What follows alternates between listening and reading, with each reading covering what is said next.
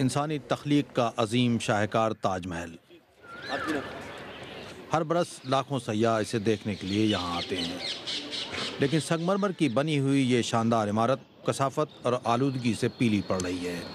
सफाई का जो क्लीनिंग है, मड पैक ट्रीटमेंट है, ये हम लोग करते हैं ताकि सफ़ेदी को इसकी वापस पुनः बीच बीच में लौटा के लाया जाए। लेकिन चूँकि डिपोजिशन भी लगातार होता रहता है कि इसकी वजह से एक सिरे से काम शुरू करते हैं तो दूसरे सिरे पे फिर से पीलापन की शुरुआत होने लगती है।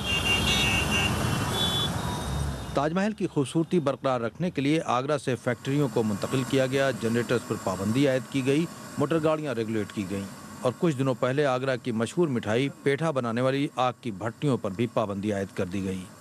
हमारे बाप हमारे दादा यही काम करते ही चले हैं, तीसरी पीढ़ी हमारी है, हम भी यही काम कर रहे हैं। और सरकार ये कह रही है कि कोयले बंद करो, तो कह रहे हैं साहब ताजमहल काला हो रहा है।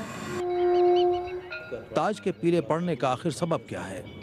इसमें एयर पोल्यूशन कंट्रोल लैब है, मॉनिटरिंग लैब्स हैं, वहाँ हम लोग डेटा कलेक्ट कर रहे हैं। तो ये चीज़ें तो उभर के आ ही रही हैं कि जो सस्पेंडेड पार्टिकुलेट मैटर है, धूल के कण हैं और धुएं के कण हैं, कार्बन डाइऑक्साइड लेवल्स हैं, ये बहुत ज़्यादा हैं।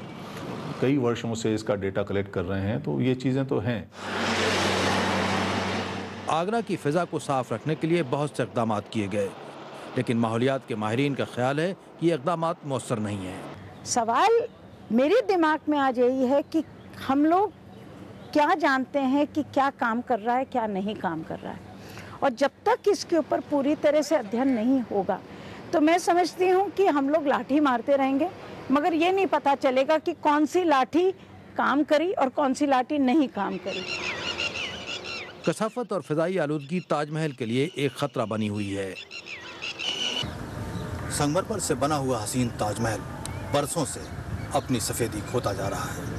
इस हसीन इमारत को बदरंग होने से कैसे बचाया जाए, इसका अभी तक कोई हल नहीं निकल सका है। Shakeel Akhtar, BBC news, Agra.